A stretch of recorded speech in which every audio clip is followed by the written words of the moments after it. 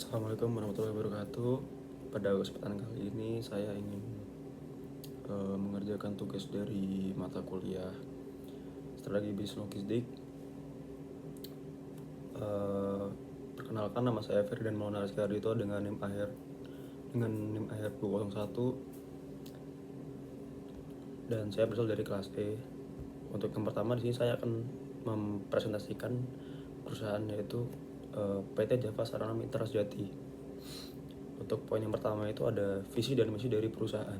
Jadi visi dari PT Javana Sarana Mitra Sejati ini yaitu menjadi mitra strategis yang terpercaya dalam mendukung kelancaran arus kontainer dan rantai logistik nasional maupun internasional melalui layanan depo kontainer yang profesional dan juga berstandar global. Lalu yang berikutnya yaitu ada misi dari perusahaan ini, yaitu meliputi penyediaan layanan depo kontainer yang aman, efisien, dan juga berkualitas tinggi, penerapan standar internasional seperti ISO, IICL atau ACL, pengembangan SDM bersertifikasi, serta pemanfaatan teknologi informasi untuk meningkatkan keandalan dan juga kecepatan pelayanan. Lalu poin yang kedua itu ada core bisnis semula dan pengembangan bisnis. Jadi core bisnis dari perusahaan ini yaitu ada jasa depo, peti kemas yang mencakup penyimpanan kontainer, lift on lift, washing, inspeksi, dan juga perbaikan kontainer. Seiring perkembangan bisnis, perusahaan juga melakukan pengembangan layanan seperti staffing ataupun stripping, lalu jasa haulage, pengangkutan kontainer, dan juga layanan garment on hanger, serta custom clearance. Pengembangan ini memperluas peran dari perusahaan tersebut dalam rantai logistik pelabuhan dan meningkatkan nilai tambahan layanan. Lalu yang ketiga yaitu ada strategi bisnis perusahaan. Strategi bisnis perusahaan ini yaitu diarahkan untuk mempertahankan dan meningkatkan posisi bersaing, yaitu melalui efisiensi operasional, pengembangan teknologi, strategi biaya, dan juga diferensiasi kualitas. Contohnya seperti melalui SDM yang bersertifikasi dan penerapan standar ISO agar tetap kompetitif meski harga ditekan pasar. Lalu poin yang keempat itu ada tujuan dan sasaran finansial dan juga non-finansial. Tujuan finansial dari perusahaan ini yaitu meningkatkan pendepotan jasa depo, menjaga arus kas yang sehat, dan juga mempertahankan profitabilitas di tengah persaingan harga. Lalu tujuan dari non-finansial yaitu ada peningkatan kualitas layanan, kepuasan pelanggan, kepatuhan terhadap standar internasional, keselamatan kerja atau K3, dan juga reputasi sebagai depo kontainer profesional dan juga terpercaya. Lalu poin yang kelima itu ada keberhasilan finansial dan juga non-finansial.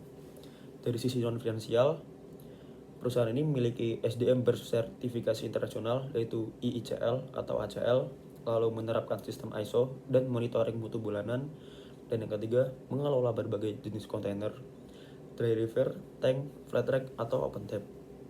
Secara finansial, perusahaan juga mampu mempertahankan volume operasional dan kepercayaan shipping line meskipun menghadapi tekanan harga akibat persaingan depo yang sangat ketat. Lalu poin yang keenam yaitu ada lingkungan eksternal perusahaan.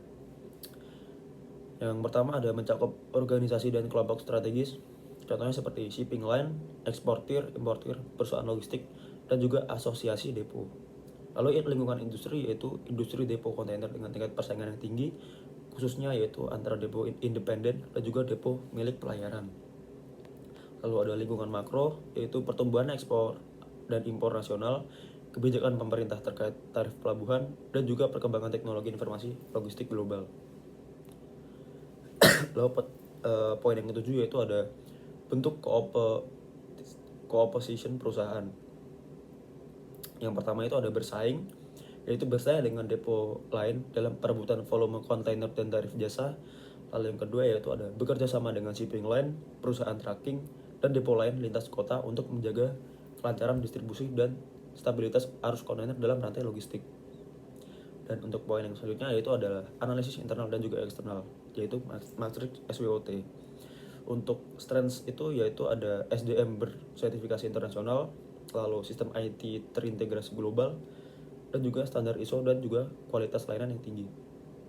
Untuk kelemahan atau weakness-nya itu sendiri yaitu ada keterbatasan lahan depo dan juga ketergantungan persetujuan kantor pusat luar negeri, Lalu ada tanggung jawab terbatas pada area depo kontainer.